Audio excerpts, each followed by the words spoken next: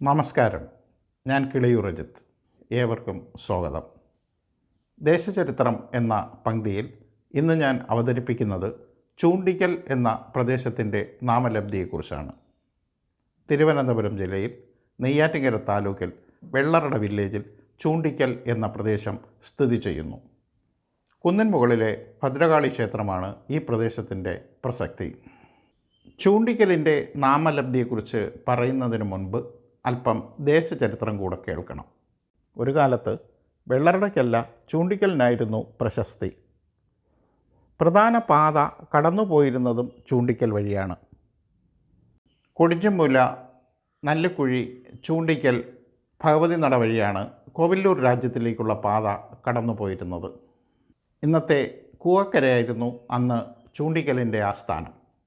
ഇവിടെ ഒരു കുളവും രാപാർക്കാൻ സൗകര്യമുള്ള ഒരു വഴിയമ്പലവും അന്നുണ്ടായിരുന്നു. ചൂണ്ടിക്കൽ എന്നത് അന്നീ ദേശത്തിൻ്റെ പൊതുനാമമായിരുന്നോ എന്ന് സംശയിക്കണം. 14-ാം നൂറ്റാണ്ടിനും 18-ാം നൂറ്റാണ്ടിനും ഇടയിൽ തമിഴ് മലയാളം ലിപിയിൽ രചിക്കപ്പെട്ട മൂവോട്ടുമല്ലൻ കഥ എന്ന വാദപ്പാട്ടിൽ ചൂണ്ടിക്കൽ പാതയെക്കുറിച്ച് പരാമർശമുണ്ട്. മാത്രമല്ല, കഥയിലെ കുറുപ്പന്മാർ ഒരു രാത്രി അന്തിയുറങ്ങുന്നത് ചൂണ്ടിക്കലിലെ അമ്പലത്തിലാണ്. ചൂണ്ടിക്കലിൻ്റെ പ്രാചീനത വ്യക്തമാക്കാൻ വേണ്ടിയാണ് ഇത്രയും പറഞ്ഞത്. ഇനി സ്ഥലനാമ ലബ്ധിയെക്കുറിച്ച് പരിശോധിക്കാം. ചൂണ്ടിക്കൽ എന്ന സ്ഥലനാമത്തിൻ്റെ ഉൽപ്പത്തിയും ജൈനമതത്തിൽ നിന്നു തന്നെയാണ്. ചൂണ്ട് എന്ന വാക്കിന് പണ്ട് രണ്ട് എന്ന് അർത്ഥമുണ്ടായിരുന്നു. ചൂണ്ടുവിരൽ രണ്ടാം വിരലായതുകൊണ്ടാകാം ചൂണ്ട് രണ്ടായത്.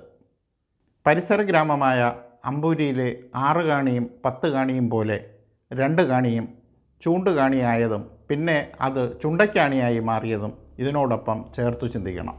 ബുദ്ധ ജൈന മതക്കാർ ക്ഷേത്രങ്ങളെ കല്ല് എന്ന് വിളിച്ചിരുന്നു.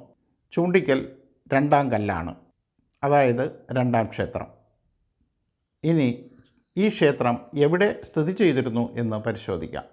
ആയിക്കോണത്ത് നിന്ന് ഒഴുകി വരുന്ന വലിയ തോടും ഭഗവതിച്ചിറയിൽ നിന്ന് ഉത്ഭവിക്കുന്ന ഇടത്തോടും സന്ധിക്കുന്ന സ്ഥലത്തായിരുന്നു ജൈനരുടെ ചൂണ്ടിക്കൽ.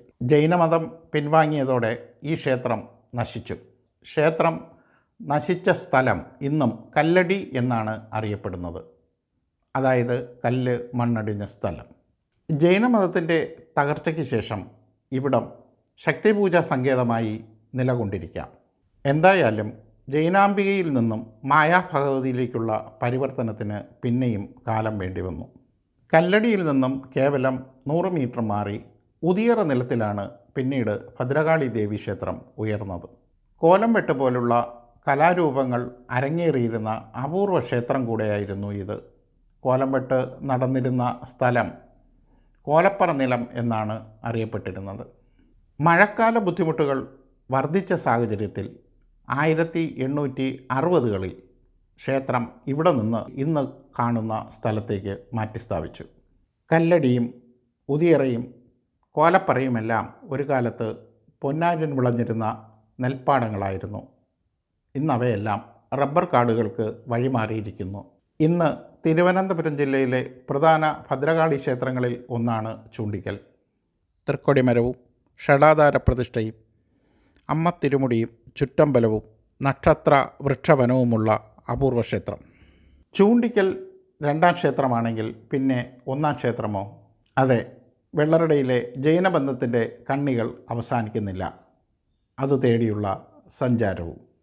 മറ്റൊരു സ്ഥലനാമ വിശേഷവുമായി നമുക്ക് വീണ്ടും കാണാം. നന്ദി, നമസ്കാരം.